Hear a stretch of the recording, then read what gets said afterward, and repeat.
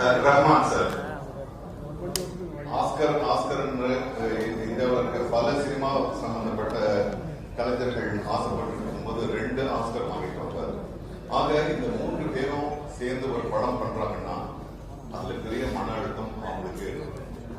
போட்டின்றது அவங்களுக்கு வேற ஒரு டைரக்டர் கிடையாது, அவங்களுக்கு போட்டி அவங்களுக்கு. ஏன்னா இன்னும் 3 பேரும் சேர்ந்து ஒரு பெரிய ஹை ஸ்டாண்டர்ட் அவங்க ஏற்கனவே நிரூபிச்சுட்டாங்க.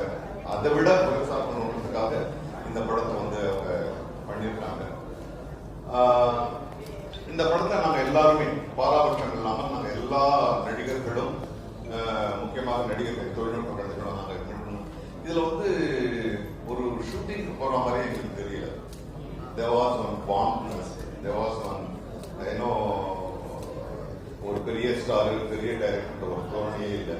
அப்பதான் எல்லாருமா சேர்ந்து ஒரு எந்த ஒரு ஏற்றம் தாழ்வு இல்லாமல் நாங்கள் ஒர்க் பண்ணோம். அது சின்ன நடிகராக இருக்கட்டும், பெரிய நடிகராக இருக்கட்டும், அசோகா இருக்கட்டும், பரத்கா இருக்கட்டும்.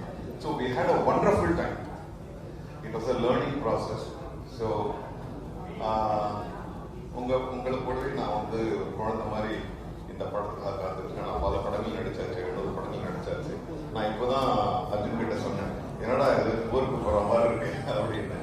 So I am enjoying the feeling. I think you will all enjoy this film, and definitely it's going to be a film which will bring pride to Indian cinema.